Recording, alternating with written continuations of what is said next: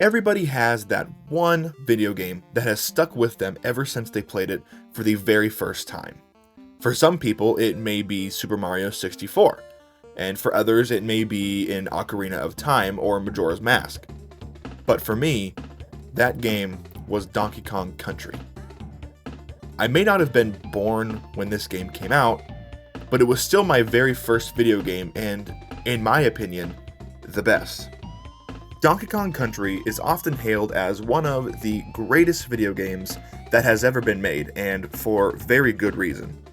The graphics were groundbreaking and innovative, and the gameplay was captivating and engrossing, and with the enduring legacy and the fan base that this game created, this iconic platformer has left an untouchable mark on the gaming industry as a whole. Today, I wanted to thoroughly explore this masterpiece and explain why, in my opinion, Donkey Kong Country stands as the pinnacle of gaming perfection. Getting arguably the most obvious thing out of the way first, DKC, or Donkey Kong Country, was a graphical marvel upon its release all the way back in 1994, and it was released on the SNES, the Super Nintendo. Developed by Rare, the game utilized advanced pre-rendered 3D graphics that were unprecedented at the time. The characters, Cranky Kong, Diddy Kong, and of course the man of the hour, Donkey Kong, and the environments appeared lifelike and vibrant and 3D, pushing the boundaries of what was thought possible on 16-bit hardware. This breakthrough in visual fidelity set a new standard for video game graphics and showcased the potential for immersive cinematic experiences that could be had on home consoles. At its very core, Donkey Kong Country is a side-scrolling platformer that excelled in both, funny enough, simplicity and in depth. The game introduced intuitive controls that allowed players to navigate challenging levels with precision. Each level was meticulously designed to offer a blend of exploration, puzzle solving, and platforming action. The inclusion of multiple playable characters in Donkey Kong and Diddy Kong with unique abilities, such as DK's strength and Diddy's better agility, it added depth and variety to the gameplay. And I refuse to go one step further in this video without talking about the musical score by mastermind David Wise. The music of Donkey Kong Country is nothing short of legendary. David Wise absolutely crushed this score. The game's soundtrack features a blend of atmospheric tunes and insanely catchy melodies that perfectly complement the on-screen action that you're witnessing.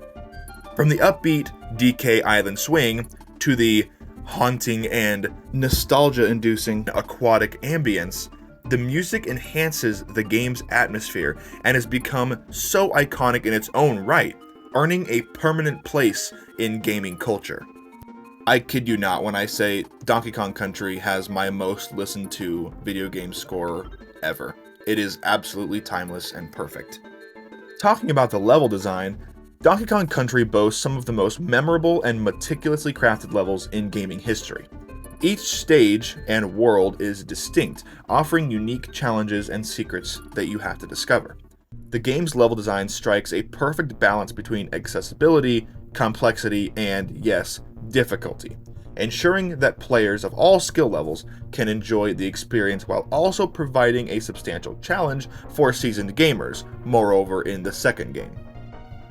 The game's setting, Donkey Kong Island, is brought to life through lush environments, colorful characters, and detailed animations, as well as a story that you can get behind. The world of Donkey Kong Country feels cohesive and immersive, with each level contributing to a larger narrative.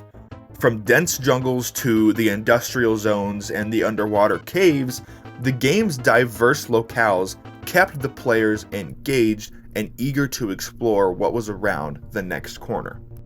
Donkey Kong Country had a unique and profound impact on the gaming landscape and the entire industry. Its success paved the way for future platformers and 3D graphics in gaming. The game's characters, such as Donkey Kong and Diddy Kong, became beloved icons for Nintendo in their own right, spawning sequels, spin-offs, and merchandise.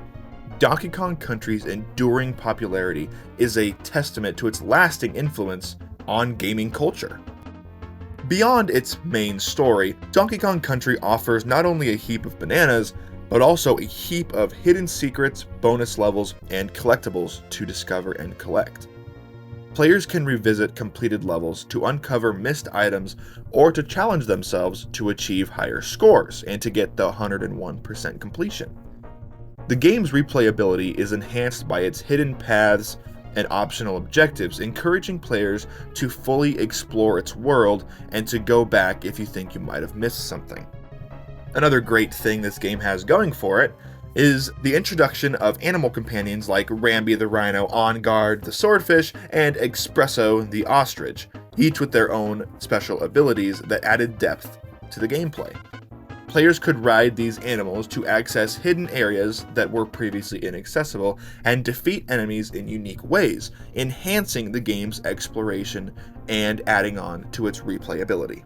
Now let's talk about the boss battles, and I will be the first to admit, some of them are not great. I mean, Very Naughty and Master Neki, I remember them both, but that's just because I've beaten the game 100,000 times. Those bosses themselves were not memorable in the least. However, there is one very memorable boss in this game, and I think you know where I'm going with this. The story of the entire game subtly builds up to you tracking down and finally finding your banana hoard. When you find it, and you have to take it back from the sinister King K. Rool. The final boss battle is exhilarating and adrenaline pumping, and it offers a perfect ending to this game, especially with the fake credits. That was perfect. And this is one of the main areas that I think Donkey Kong Country does much better than its sequel, Donkey Kong Country 2. This game's difficulty curve is expertly balanced. It's not too difficult, and it's not too easy. It gradually increases in challenge while remaining accessible to players of all skill levels. This approachability factor, combined with the depth of the gameplay, ensures that both casual and hardcore gamers can enjoy the experience without feeling overwhelmed or bored. Donkey Kong Country marked a turning point for developer Rareware, solidifying their reputation as one of the industry's leading innovators. The success of the game paved the way for future classics from the studio, including both sequels, Banjo-Kazooie, GoldenEye 007, and Conker's Bad Fur Day, further cementing their legacy in gaming history. Another side note here, fun fact, Diddy Kong was actually created by Rareware. Nintendo wanted Donkey Kong to have a sidekick, and so Rare created Diddy Kong. So, there you go. Beyond its critical acclaim and vast commercial success, Donkey Kong Country became an unprecedented cultural phenomenon, spawning an animated TV series, which, to each their own on that one, comic books, and a line of merchandise that is still going today. The game's characters and world became beloved icons in popular culture, transcending just the realm of video games. Donkey Kong Country has a dedicated fan community that I am a proud part of, that continues to create fan art, mods, speedruns, and other creative content inspired by the game. The community's passion and creativity contribute to the game's enduring legacy and ensures its relevance in contemporary gaming discussions as well. I know I've told this story before, but this game is just so special to me and I wanted to share it again. Back when I was much younger, my grandma and grandpa would often babysit us, and they had 2 Game Boy Advance SPs and a nice little collection of video games to go along with that. Guess which one was my favorite? I'm sure you probably guessed right. Thinking all the way back, this was my very first video game, and I don't think I could have chosen anything better.